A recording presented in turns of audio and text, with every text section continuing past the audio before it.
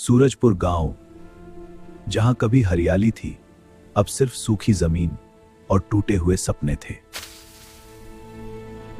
पिताजी, आज का काम जल्दी खत्म कर लेंगे क्या? हाँ बेटा, मेहनत करो, सब ठीक हो जाएगा। पिताजी, मैं स्कूल वापस जाना चाहता हूँ। जरूर बेटा, हम मिलकर सपने पूरे करेंगे। जी पिताजी, मैं पूरी कोशिश करूँगा। बहुत अच्छे। पापा, अगर बारिश नहीं आई तो हम क्या करेंगे? चिंता मत करो बेटा, बारिश तो आएगी, हम तैयार हैं। लेकिन पापा, सब सूख जाएगा। हम मिलकर संभाल लेंगे, तू बस खुश रह। उम्मीद रखो बेटा, प्रकृति कभी पूरी तरह बेरहम नहीं होती। लेकिन उस दिन आसमान बिल्कुल खामोश था। गांव में संकट बढ़ता है। स्कूल बंद हो चुका था, पशु मरने लगे थे, गांव के अमीर लोग शहर भाग रहे थे, गरीब लोग बस भगवान पर भरोसा कर रहे थे। पानी ढूंढने में मेरी मदद करोगी? हाँ रवि, मैं सबसे बहादुर लड़की हूँ। चल पानी ढूंढते। तुम सच सबसे बहादुर हो। रवि, अगर बारिश आई तो क्या सब ठीक हो जाएगा?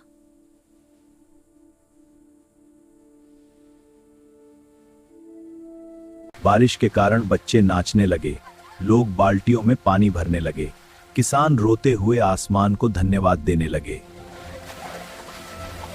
24 घंटे लगातार बारिश, 48 घंटे, 72 घंटे, गांव में पानी घुसना शुरू। मीरा के घर में पानी भर गया। रवि, हमें निकलना होगा।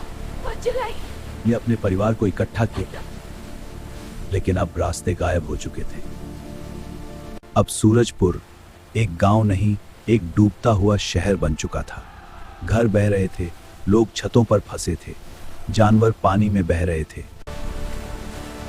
बचाओ रवि!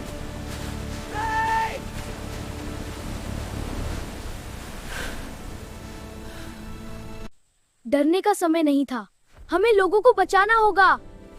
वह मीरा और अपने पिता के साथ मिलकर एक छोटी नाव बनाता है। डरिए मत, हम यहाँ हैं। बच्चों, मेरे साथ आओ, सुरक्षित जगह चलते हैं। धन्यवाद भैया। सभी की मदद करनी है, हम रुकेंगे नहीं।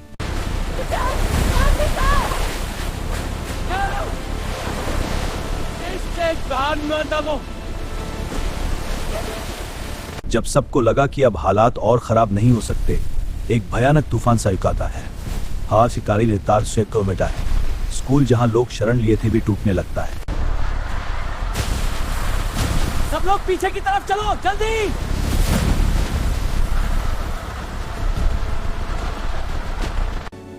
धन्यवाद रवि। बचा! रवि तूफान में और आखिरी पल में वह अपने भाई को लेकर बाहर निकल आता है। पूरा गांव उसे देख रहा था। धीरे धीरे बारिश रुक जाती है, लेकिन सूरजपुर अब पूरी तरह बदल चुका था। नुकसान पसंद गांव, खेत दोगला पता। बारिश रुक गई है, अब हमें मिलकर काम करना होगा। हाँ, सबसे पहले ये सड़क साफ करेंगे। देखो, सरकार की टीम आ रही है। हम आपकी मदद के लिए आए हैं। धन्यवाद, अब हम नई शुरुआत कर सकते हैं। प्रकृति हमें सिखाती है, अगर हम संतुलन नहीं समझेंगे और अगर हम साथ रहें तो हर सोपान से जीत सकते हैं। बारिश रुक चुकी थी, लेकिन सूरजपुर अब खंडहर बन चुका था। चारों तरफ टूटी हुई सड़कें, बर्बाद खेत। बारिश के बाद लोगों के चेहरों पर डर और थकान।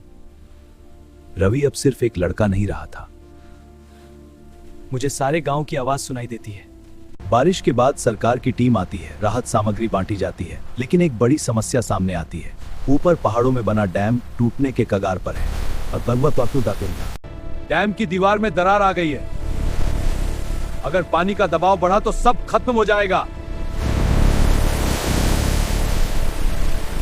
अगर ये बात बाहर गई तो मैं बर्बाद हो जाऊंगा। वो सच्चाई छुपाना चाहता है, मैं सब कुछ खो दूंगा। तुम्हारी गलती से पूरा गांव मर सकता है। चुप रहो, वरना तुम्हें भी कोई नहीं बचा पाएगा।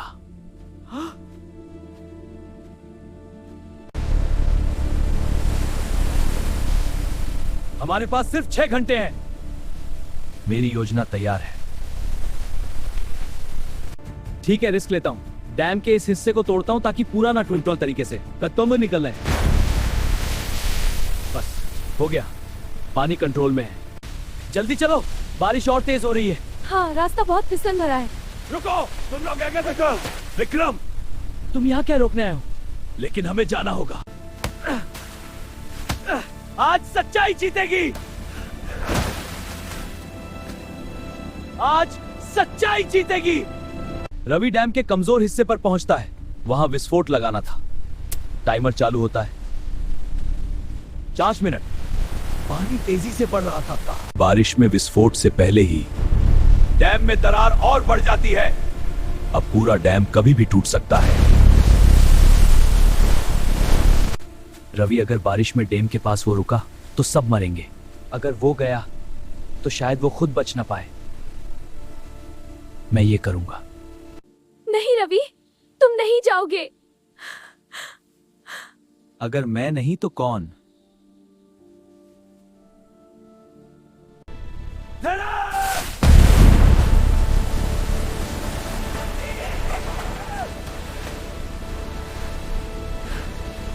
सुबह होती है। बारिश रुक चुकी थी। गांव बच गया था। सबको लगता है रवि नहीं बचा। पूरा गांव चुप था। मीरा की आंखों में आंसू थे। मीरा! मुझे एक पेड़ के सहारे बच गया था। प्रकृति से लड़ना नहीं चाहिए, उसे समझना चाहिए।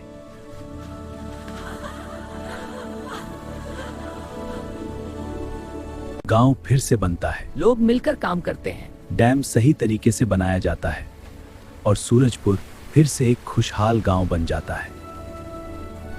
लालच हमेशा तबाही लाता है। मैं संतुलन लाऊंगा। एक इंसान की हिम्मत पूरी दुनिया बदल सकती है। प्रकृति के साथ संतुलन ही असली ताकत है।